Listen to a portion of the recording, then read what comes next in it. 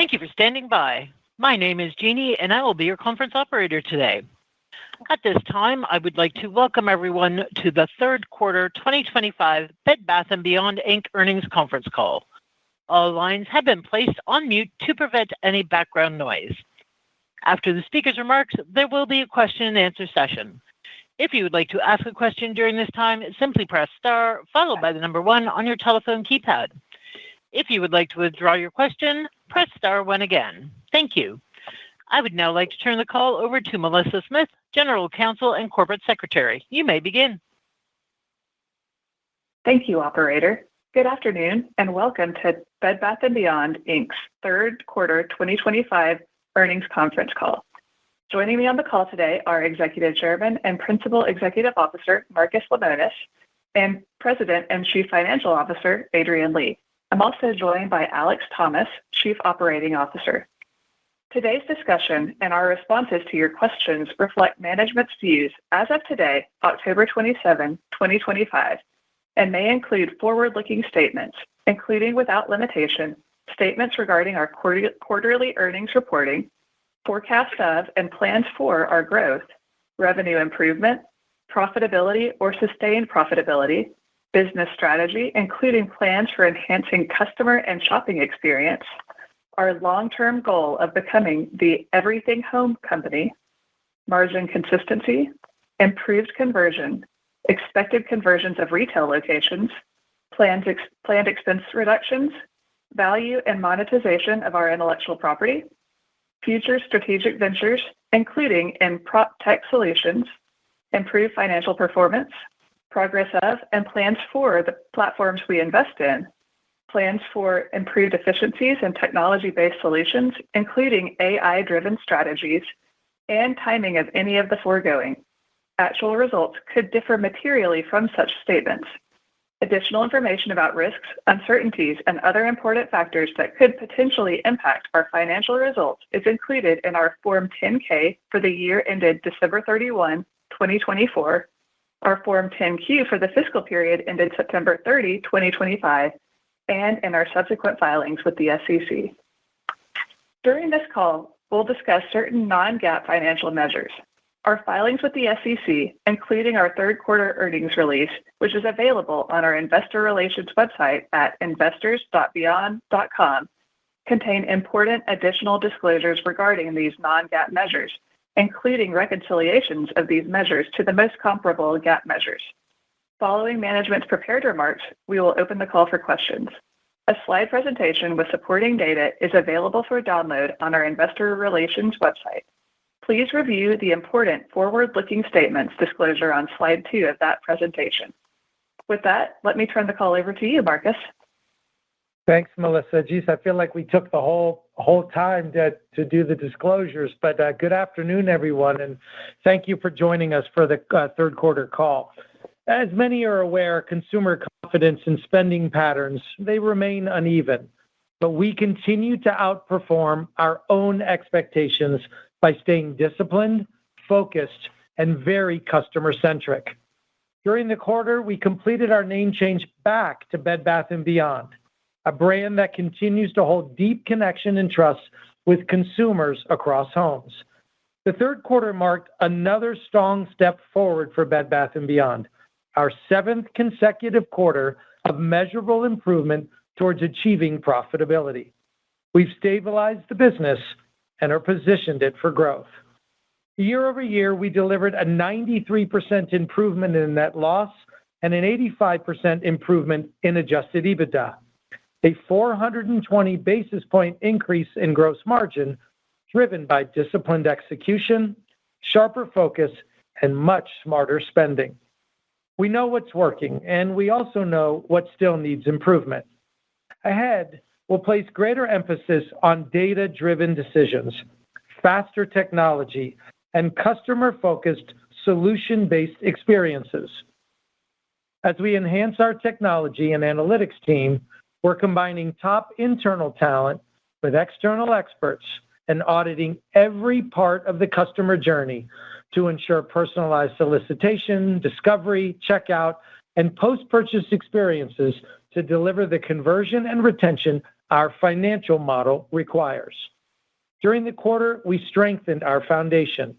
We invested an additional $3 million in GrainChain, our blockchain-based supply chain platform, acquired the Kirkland's Home intellectual property for $10 million, adding another trusted home brand to our family, and raised approximately $113 million through our ATM. We're using this liquidity to strengthen the balance sheet, expand existing investments, and pursue strategic investments or acquisitions in non-retail, home-centric technology, data, products, services, and select prop tech solutions, all aimed at building out our everything home business. Homeowners today need simple, innovative technology to help them maintain their homes, manage projects, and realize the full potential of their property, including a personalized, frictionless shopping experience. Over time, we see prop tech playing a growing role in how consumers maintain, finance, and optimize their homes, and how we help them unlock more value from where they live. Across the business, execution is improving, and the results reflect it. We've also continued to invest in the platform shaping our future. Both T0 and GrainChain are making steady progress. At T0, over the last several months, we've driven the kind of change we expect. New leadership, a sharper outlook, and as of today, an acknowledgement that pursuing a public market listing could unlock new value. While T0 has multiple growth paths, our focus is on its ability to unlock value for asset managers and homeowners. Fractional ownership, digital transparency, and verified title records can reshape how people access and invest in property, directly supporting our everything home mission. GrainChain continues to advance as a blockchain platform, modernizing supply chains tied to home-related commerce. It improves transparency and efficiency across materials, logistics, and finished goods, strengthening trust across the ecosystem that builds and furnishes the home. Together, T0 and GrainChain connect the digital and physical worlds, enhancing transparency, ownership, and value creation. Alongside these efforts, PropTech will help integrate the home itself into this ecosystem, linking ownership, supply chain, and consumer experience in a way that's unique to Bed Bath & Beyond. With that, I'll turn the call over to Adrienne to review the results. Thank you, Marcus. We are proud of the progress this quarter. Our focus on execution, efficiency, and balance sheet strength continues to deliver results. Net revenue was $257 million for the third quarter, down 17% year over year, or 13% excluding the impact from our exit from Canada. Average order value improved 3%, driven by our continued focus on assortment, removing unproductive SKUs and leaning into better best offerings. This was partially offset by lower orders. However, I'm pleased orders were nearly flat versus the second quarter, highlighting business stability. Gross margin was 25.3%, up 420 basis points year over year, driven by lower fulfillment and returns costs and tighter promotions.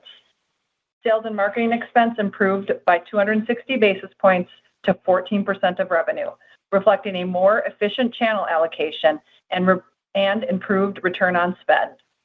Notably, our efficiency has been relatively consistent throughout 2025, which makes it a good place to take additional steps towards improved efficiencies. This month, we launched a new private label credit card as an important retention tool step. Technology and G&A expense declined by $13 million year over year as we right-sized our org structure, streamlined vendors, and automated key functions. All in, net loss narrowed by $4.5 million, a 93% improvement year over year, and adjusted EBITDA loss of $4.9 million improved 85%. We ended the quarter with $202 million in cash equivalents and inventory, plus $6 million from ATM settlements post-quarter end. We believe our improved balance sheet provides stability and flexibility for the future. Operationally, versus a year ago, average order value is up. Fulfillment costs and returns are down. Marketing is more efficient, with owned channels performing better, and fixed costs are down. All early signs that our digital and operational work is paying off. With that, I'll turn it back to Marcus for closing remarks and our view on 2026. Great. Thanks, Adrienne. While we're encouraged by our progress, the footing we found isn't enough. We're not satisfied. Our sales and marketing expense remains higher than we want, and conversion is key.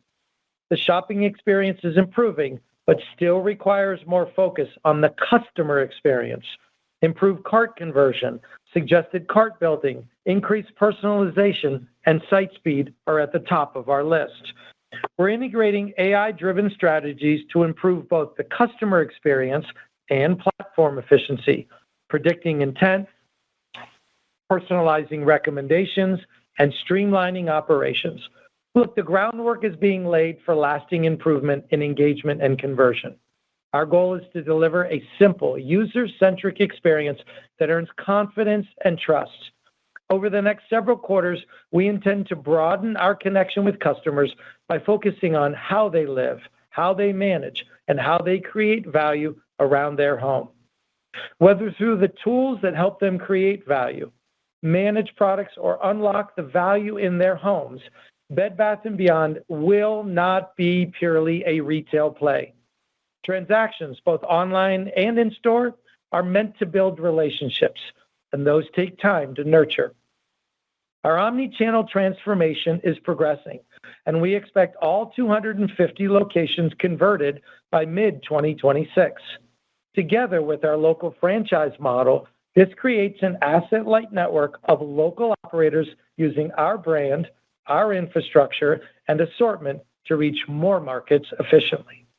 We've also identified $20 million in additional operating expense efficiencies that we expect to realize over 2026, reinforcing that spend discipline remains a priority, specifically targeting a 2026 goal of 12% around our marketing expense. As we look forward to 2026, our focus is clear. Expand the Everything Home ecosystem, connecting retail, services, and digital innovation. Deepen AI and data integration to drive smarter marketing, better conversion, and stronger retention. Maintain margin discipline while driving top-line acceleration. And continue to deliver consecutive quarters of bottom-line improvement on a year-over-year basis. The combination of retail scale, technology innovation, and asset management makes Bed Bath & Beyond uniquely positioned in the home category. Through our marketplaces, our brands, technology platforms, and emerging prop tech capabilities, we're building a connected ecosystem that creates long-term value for our shareholders and, most importantly, our customers alike. The majority of the heavy lifting is behind us. Now it's time to accelerate, to be more accountable, and to have consistent execution. To our team, thank you for your focus and resilience. To our partners and board, thank you for your trust and support. And to our shareholders, thank you for your long-standing confidence. We're building something enduring, and we're doing it the right way. We'll now open up the call for questions. At this time, I would like to remind everyone, in order to ask a question, press star, then the number 1 on your telephone keypad. And your first question comes from the line of Steven Forbes with Guggenheim Securities. Your line is open. Good evening, Marcus, Adrienne. Hi. Marcus, I was curious if you could maybe expand on a comment you just made around targeting the 12% sales and marketing expense ratio in 2026. As we think about that in conjunction with this return to growth narrative that you have within the press release, maybe you could just expand on the conviction there, right? Like, where are the efficiencies coming from as you see it? And is the return to growth narrative also indicative of you seeing stability in the active customer base on the horizon? Let me break that down, Steve, into 2 sections. From a growth mindset standpoint, we believe that we have found the bottom and that we intentionally landed the plane quarter after quarter after quarter in the 25 calendar year in the same range of revenue to prove out that we can take the individual KPIs that built the financial statement and saw improvements in those. And whether that's margin, sales and marketing, et cetera, we knew we needed to do that on a consistent basis, not a flash in the pan. And we felt like the revenue being all over the place big highs and big lows wouldn't give us that really uncontaminated view of where we needed to be. Through that process, though, it also uncovered a number of inefficiencies in our business. And where we really have not delivered from an expectation standpoint is around conversion. And anytime you look at driving revenue and improving conversion, the one toggle that's inside of there, aside from site sales and being overly promotional, is how much money are you spending to bring people to the party? And over the last couple of years, I think when the company bought the intellectual property out of Bed Bath in 2023, it made the great misstep or miscalculation of assuming that the data that it acquired was going to translate into e-commerce revenue. And what we learned is that we needed to spend a considerable amount of time and money augmenting and segmenting the data to really understand who those customers were, where they originally came from, what their propensity was to do business with us, and how are we going to re-attract them to our business, and more importantly, convert them into the second sale. If you go back and you look at the financial statement at the end of 23 and quite frankly, most of 24, we were just adding as many people to the file with no real logic behind the lifetime value calculation inside of them. It became buy a PLA ad, sell a couch, lose a couple $100, and then not really worry about how we're going to retain them. What's really been instrumental in 2025 is we've started to see retention start to tick up. And while we're not disclosing those numbers just yet until we know that they're pure and not contaminated, we have started to see return buyers come back on a, quite frankly, more repetitive basis than we had originally anticipated. When we look at the target of 12% for 2026, we know there's a multitude of factors. And I'll start with us really making sure that the data set that we have, both from our omni-channel partner, our different brands, legacy data, is clean, pure, deduped, and really in a condition that can be monetized. I think the second thing that we learned is that one size doesn't fit all. And in 2024, and even the first part of 25, it was like a ready, aim, fire. We would just send emails out to everybody. There was no personalization. And we've started testing a high level of personalization using the Overstock platform first, largely because the risk wasn't as severe if we made a mistake. We're seeing site speed increase, conversion increase, but more importantly, we're seeing consumers who are served up a personalized experience start to convert better, start to engage better, and start to return at a better rate. I think additionally, as we think about it, we have work to do in our performance marketing. Our performance marketing over the previous 12 months has been good. It's been good enough for 25. It is not good enough for 26. And whether that's continuing to cleanse the site, continuing to work on different strategies, we know that between adding internal talent and partnering with external talent, we think there is a ton of money left on the table. Could be as much as $10 million of inefficient spend still existing in our business today. I look at inefficient spend as a low contribution margin transaction with a low propensity to return. That's what I consider inefficient. It's not, did we have a positive ROAS of some amount?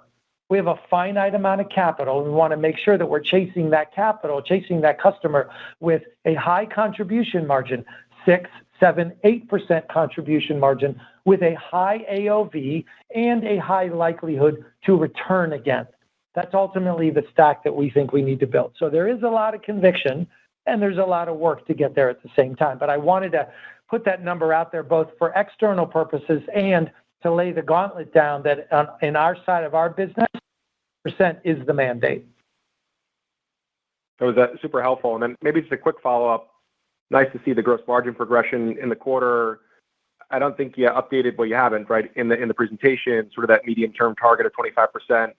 So just wanted to sort of ask the question if the third quarter has informed, sort of your medium-term or long-term gross margin targets, or if this is just a more accelerated recapture pace. I'm going to look at the margin on a transaction basis first, just to kind of give you my holistic view of how I'm thinking about the overall transaction margin. And I'm going to separate it from the product margin specifically inside of that transaction. We have set a short-term to medium-term goal of a product margin between 24 and 26%. And I will tell you that in some cases, we've been very successful at avoiding tariff price increases and getting caught up in that overly promotional, call it tariff black hole. We do have to recognize, though, that as we start to add our omni-channel business, particularly on the textile side, bedding and towels, they're going to come with a, call it in-stock margin of 55 to 57%, giving us the ability to get some margin accretion on the soft side of things, on the textiles. Conversely, on the other side, we believe there are a number of categories where we're not as competitive as we need to be.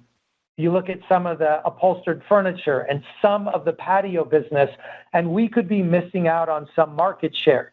Rather than just pulling the ripcord and going for it, we knew that we needed to augment that or sort of mitigate whatever risk would exist in going after market share for those higher AOV transactions with higher gross dollars by supplementing it with the textile margins at 55, 60%, just to find that balance. We believe that we'll be prepared and in stock in the spring of 2026 with that full assortment in our partner's warehouse in Jackson, Tennessee, giving us the ability to be more competitive, far more competitive, and far more margin accretive on that side, giving us permission to be more aggressive on the furniture side. That's partially what's giving me the confidence that we will be able to maintain that margin range while growing revenue. We just need that offset to help. Thank you. And then as part of that, the other piece that we notice in the overall transaction is our product protection warranties have started to really accelerate. And so as we continue to improve attachment on that, we'll look at that overall transaction profitability. As we start to see the private label credit card integrate the transaction, we'll look at the money we make on that. And so we need these other little attachments to more than just the product, whether that's shipping insurance or whether that's product warranties or whether that's using our credit card or something else.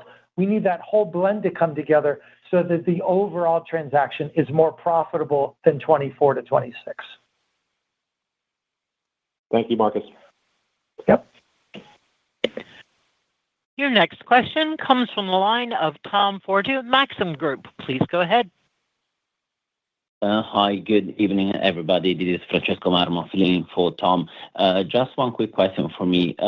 Could you please elaborate on your comments of the expected revenue growth on a year-over-year basis expected for 2026? If you can give us some color around what particular initiative you think is going to drive that and what kind of shape that growth profile should we expect? Yeah, thank you. As a reminder, we don't provide guidance on either revenue or bottom line, but we are committing today to have positive revenue growth in 2026.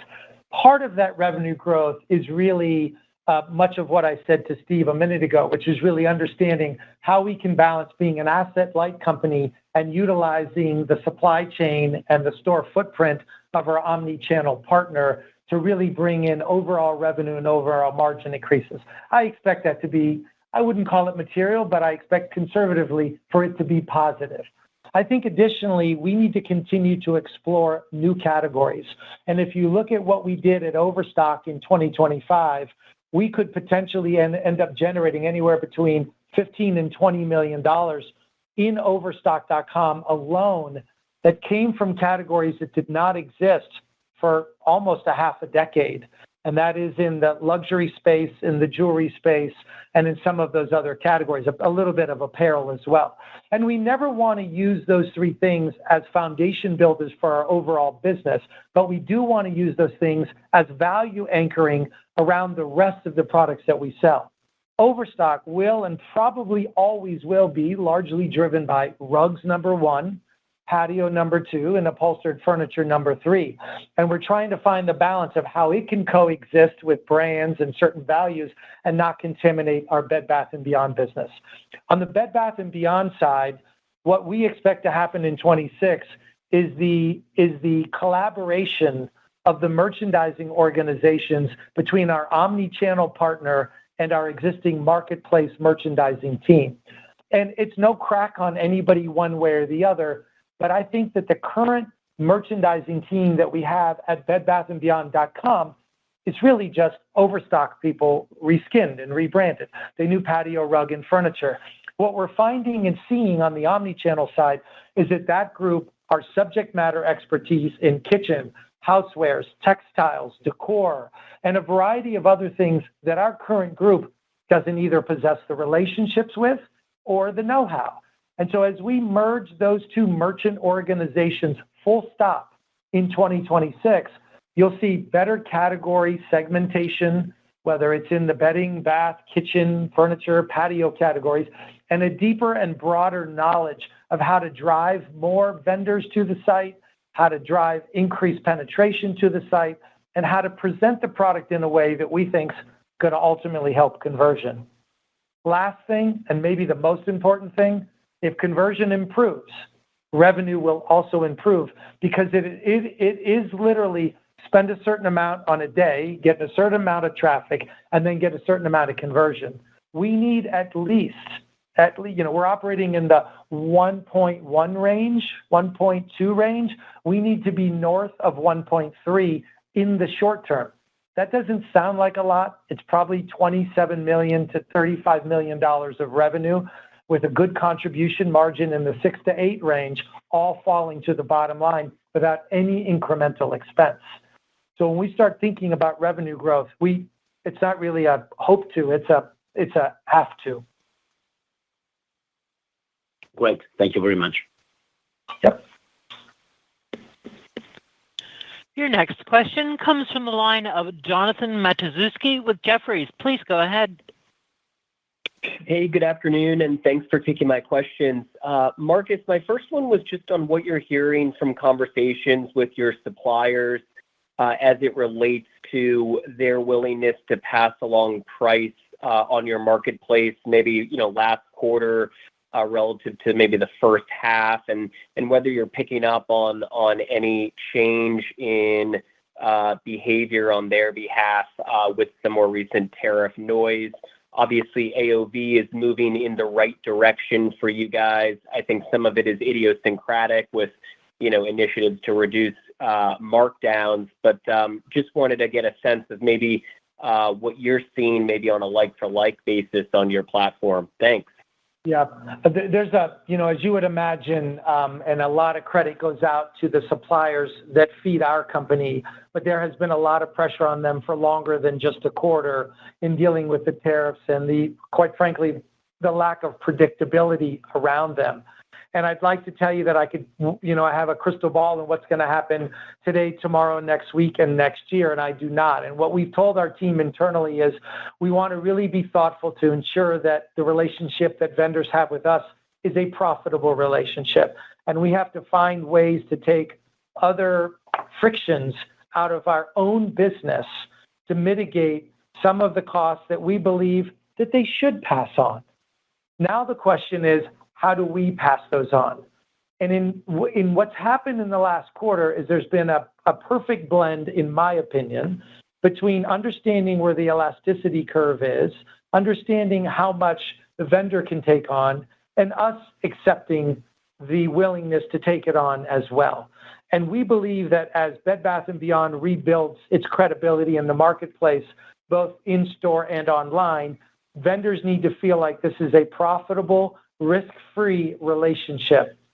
So as we look forward to 2026, we understand that there could be more pricing pressure that could be presented both to the vendors, then to us, then to the consumer. What we have landed on is that that's probably going to happen. We're almost operating under the assumption as we built out our 26 forecast that that's probably going to happen. What we need to do and what we are doing now is continuing to eliminate those unprofitable SKUs or vendors who aren't giving us a profitable transaction and doubling down with those vendors who we can generate some profitability with. And then as we accept that pressure, coming back around to them and looking for volume targets and rebates associated with them to make the 365-day margin profile look as healthy as we need it to. But I don't know that vendors could absorb much more today, particularly on the upholstered furniture side. And it seems like, every time we turn around, the sourcing of origin is shifting. One week it's China, the next week it's India, the next week it's somewhere else, then it's back to China. So it's been difficult, to say the least. I think part of the benefit of being an asset-light retailer is that we don't have a ton of risk in our inventory. And even as we think about our huge investment in the omni-channel business, we're not talking about, hundreds of millions of dollars sitting in warehouses. We're talking about 150 to 175 per store, and enough safety stock in the warehouse. So for us, it's a perfect blend of sourcing and good margin management. That's helpful. And then a quick follow-up. You mentioned removing costs in your own business to kind of soften the blow for vendors. We've been picking up on more and more AI automation in the customer service function as of late. A number of examples in home furnishings. How do you think about a potential cost savings opportunity for Bed Bath if you were able to increasingly automate a chunk of your potential chat inquiries? And is that something you're exploring? Thanks. Well, everybody should assume that AI is an absolute mandate inside of our company, as it is in almost every company. I think we're in a unique position where we have a pretty blank canvas, and we don't have a lot of, I would call it, technical debt from a legacy standpoint. Sure, we need to improve our unified code structure and our base of how we're operating. We probably have some work to do in our PIM, and we think that we're at this really interesting tipping point where when we decide to make new investments into a PIM or into a POS in our omni-channel business, we have a clean slate of paper and not a lot of historical contracts or kind of dead weight dragging us down. I've said this internally and externally. AI will solve really two problems for our company. One, it will create staffing efficiency. What does that mean in plain English? We will be able to operate with less people and have greater efficiency. That isn't a maybe or a would like to. It's going to happen in 26. Number two, we believe that AI will create a better customer experience. Again, I'm going to tie it back to conversion.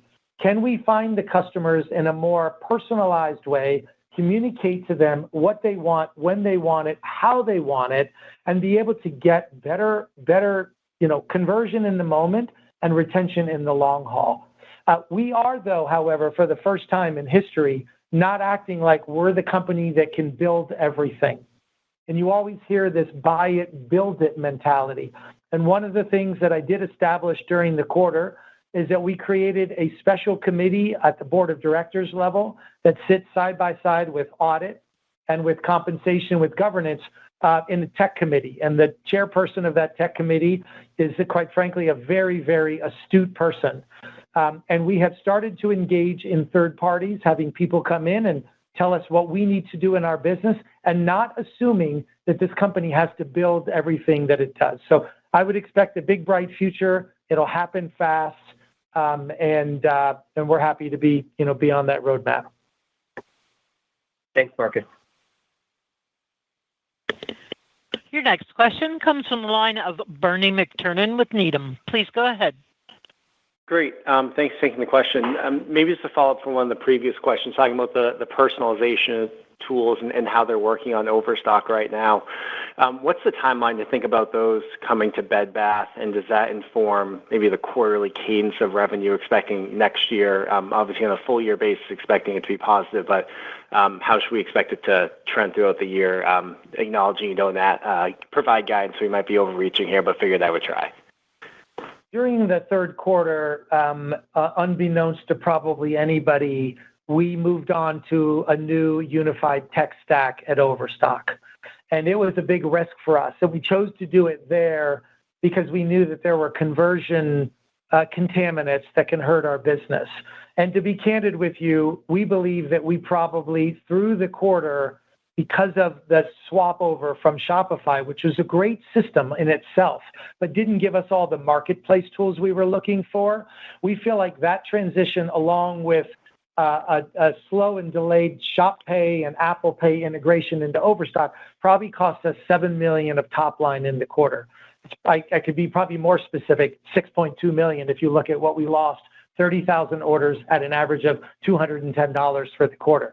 We feel very good because since we launched it, the revenue has not only bounced back, but the conversion has started to accelerate.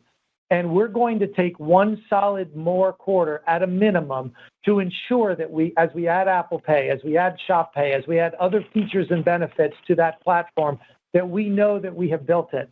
Now, the way that Overstock unified code structure was built is that we put a top layer on top of it. We layered Vercel on top of it, which really gave us the ability to speak to each consumer in a very specific way, meaning that customer X and customer Y may, in some cases, see something totally different. One of the byproducts of that stack was that the site moves faster. But again, until we see a 1.3% or better conversion, until we start to see 10, 15% quarter-over-quarter growth for Overstock, I don't want to tinker or risk the massive revenue that BedBathAndBeyond.com does today. I will tell you, however, that we are learning things. So whether it's the cart checkout process and how to improve the process there, we aren't waiting to bring over certain portable ideas that don't require a whole new evolution. It would be my hope that by mid-year, maybe middle of third quarter, we will have modified the code structure at Bed Bath & Beyond, and there are two simple reasons. One, we hope to have all the Bed Bath & Beyond version stores open by mid-2026, and we hope to be able to have a consumer experience that ties the POS and a new unified code structure together so that the customer can transact however they want. Buy online, pick up in store, buy online, ship from store, or be in store and add something to my order that comes from the .com business. We've been spending the last couple months architecting what we think that could look like. We are bringing on some new talent to be announced shortly and some new vendor partners to be announced shortly that we think tie all of that together. And it won't be tied together with one single company. It will be tied together with multiple subject matter experts that integrate properly into something like that. So time, testing, and proof is what we are running this business with, which is why you see 7 quarters of material improvement, and we want that to continue. Got it. Very helpful. Thanks, Marcus. Yep. Due to time constraints, this concludes today's question and answer session. I will now turn the call back over to Marcus for closing remarks. Great. Thank you so much. As we mentioned earlier, the most important thing for us is to have people, be comfortable. As the company prepares for 2026, we expect year-over-year revenue trends to turn positive. We believe this upward trajectory, combined with margin consistency, an additional $20 million in operating expense efficiencies, and improved site conversion, position the company to achieve its profitability objectives. Thank you, and we'll see you next quarter. Ladies and gentlemen, that concludes today's call. Thank you all for joining. You may now disconnect.